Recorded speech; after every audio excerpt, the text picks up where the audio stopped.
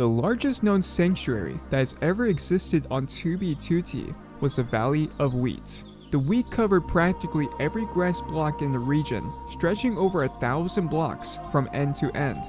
After traveling tens of thousands of blocks, countless new players would stumble upon this landmark and be able to replenish their health. This sanctuary would experience many destructions, battles, and restorations, some of which continue to this day.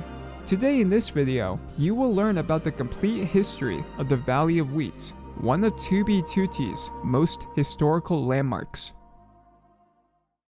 The Valley of Wheat was originally built in 2011 by a player named Jang, who did not like to interact with other players and rarely spoke in chat. Jang was the sole builder of the entire sanctuary. He spent his entire time on 2b2t building and expanding the valley, enjoying when other players visited. Large pyramids, pillars, sphinxes, and other ancient Egyptian-inspired structures made of sandstone and netherrack could be found throughout the Valley of Wheat. He would let players take food from the valley, but never allowed them to build in it.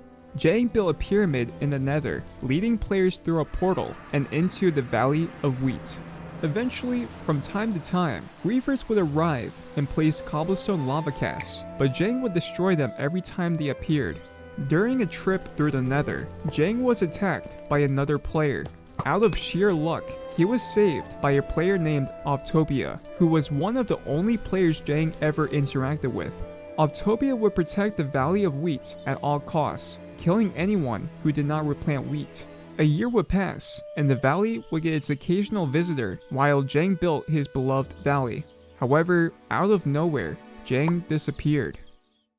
In 2013, while Octopath was traveling to a stash with a player named XCC2, they detoured into a portal near the Valley of Wheat. When XCC2 saw the valley for the first time, he was amazed. There were massive pyramids and sphinxes covered in cobblestone lava casts with fields of ruined wheat as far as the eye could see. After the destruction of one of the many bases XCC2 was a part of, he decided to make the Valley of Wheat his new home. In order to clean up the pyramids, XCC2 and his friends Passio5 and ZXCWBZ1 started removing some of the many lava casts. Ultimately, the structures were repaired and the wheat was replanted. As the fields began to come back to life, an interesting event occurred.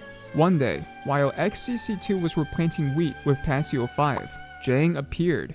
Not seen on the server in nearly a year, Jang was amazed at what XCC2's group had done to restore the valley and was incredibly grateful.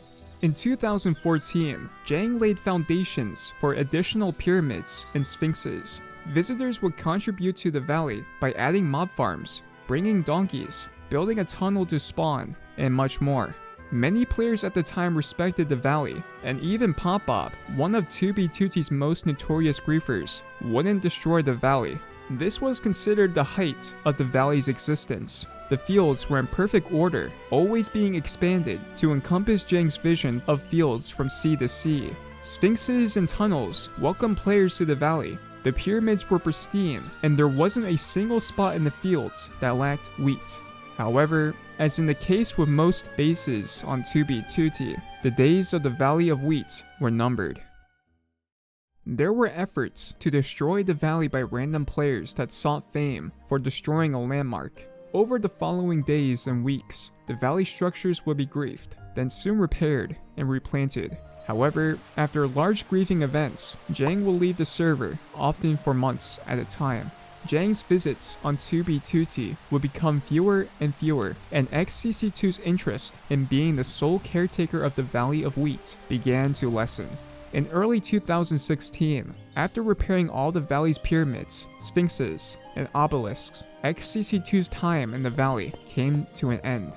The Valley of Wheat would eventually be griefed again during the Russia War by the Resistance, Team Russia members, and independent new players that joined 2b2t from a YouTuber called The Camping Rusher. The griefing of the valley was a major event of the Russia War, as it escalated the veterans' frustrations against the Russians and angered many old players. Many groups would also try to restore the valley. In early September 2016, a player named Oh That Yes and his father Tool Nation would assist a 2b2t YouTuber named Netta T restore the valley. However, one day while they were restoring, a group known as the Fourth Reich would slay the builders and destroy the valley. The Valley of Wheat would remain in a constant state of restoration and devastation for years, eventually becoming completely covered in a lava cast that spanned thousands of blocks. In July of 2019, a player named Wallace1020 would create a group initially named the Caretakers of the Valley of Wheat. The only restorers in the group at the time were Jade's Trouble, Oda Yes, Distinfo Show, and Matthew 2,400,000. Wallace first met these 5 when he came across them in the valley. The group picked the valley because it made a great choice for restoring, not only due to the immense history of the base, but because of the challenge that the restoration presented. Only 3 of the pyramids had been rebuilt at the time, and the majority of the valley was a barren wasteland covered in lava casts. The group made an effort to restore the original terrain, remove the lava casts, and rebuild the pyramids from obsidian. However, due to the griefs that would inevitably ensue, the group would slowly go inactive as their work became more and more difficult to maintain. 2 of the restorers, Wallace and Matthew, continued working at the valley on their own for nearly a year after the original group went inactive. During this time, the use of obsidian under terrain was further developed, but progress was slow. After a player named Vespeli posted a question on Reddit asking if efforts were being made to revive the Valley of Wheat, interest in the valley increased once more. The 2 restorers who had been repairing the Valley of Wheat on and off since 2019 responded to this Reddit post and were invited to the Discord server created for the restoration. Many other players messaged Vespeli asking to join, and he accepted most of them. This was the birth of the group Luminous Sandclave, which totaled around 6 active members at its peak. Unfortunately, many players quit the group or went inactive before the restoration effort could get anywhere. The Valley of Wheat would stay in darkness until early November of 2020. A group known as the Guardians of Andromeda decided to destroy all lava casts within the valley. They would design TNT bombers to remove the lava casts. Once they found a design, they created a dupe station to produce TNT, redstone blocks, and other necessary blocks.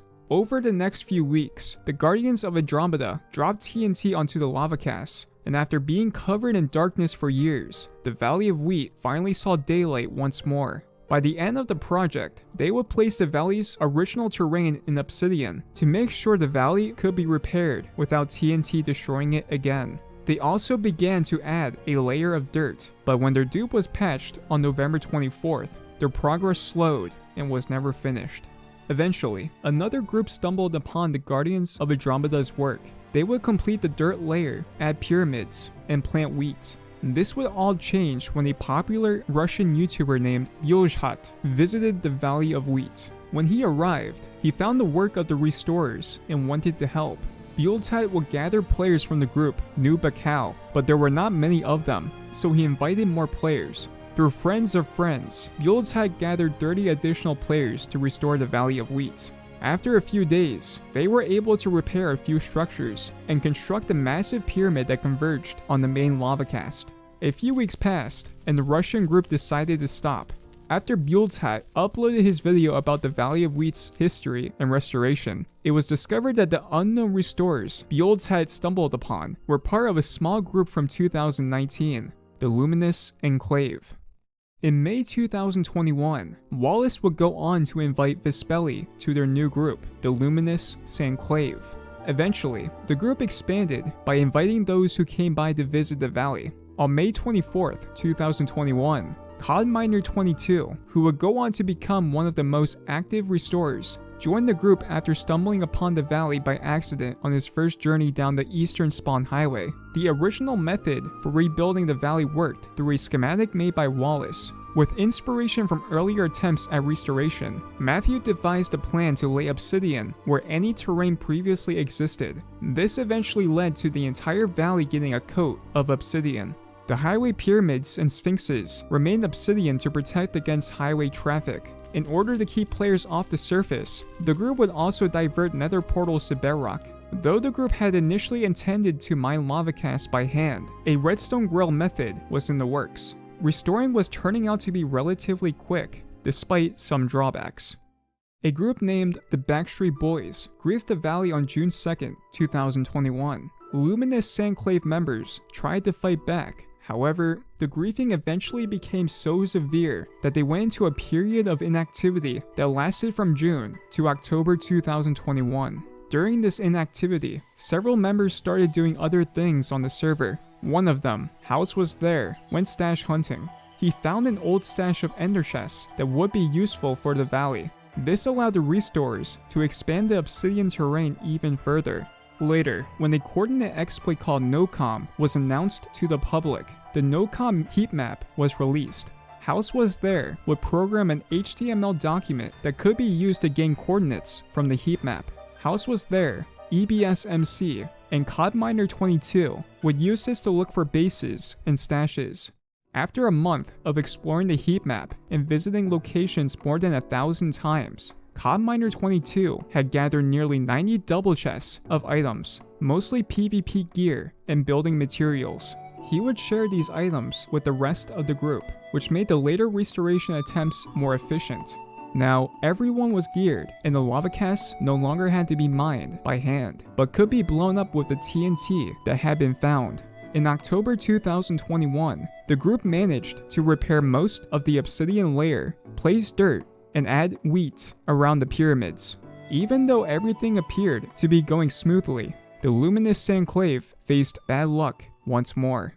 The Backstreet Boys returned soon after and griefed their progress. One of the main Backstreet Boys told the group that they were checking on their progress every week since they had gone inactive, in hopes that they would get something to grief. Most of the Backstreet Boys had stopped caring about the restoration, leaving only 3 griefers who placed new lava casts and obsidian scaffolds over the valley, bringing progress to a halt. The process of restoring the griefs drove the Luminous Sandclave off the server for a while. In May of 2022, the group decided that they would attempt to prevent lava casts by stealing lava buckets, as well as dropping TNT and water above the casts. This method would go on to frustrate the griefers, causing them to make visits much less often. The Luminous Sandclave members restored for months, adding back the original terrain, removing lava casts, and eventually removing the entirety of the Russians' giant obsidian pyramid using withers. After 2 long days and nights of treacherous work, with the pressure of potential griefs upon them, wheat would once again blossom, and life would begin to return to the valley. On July 3rd, 2022, the project was completed. After 3 years, the Luminous Sandclave finally achieved its goal of restoring the Valley of Wheat. Today, the Valley of Wheat is griefed. After a Reddit post was published that the valley was restored, it didn't take long for griefers to arrive. Even though the valley is in its grief state, the landmark stands as a testament to time. No matter how griefed the valley gets, there will always be a player or group to eventually repair it.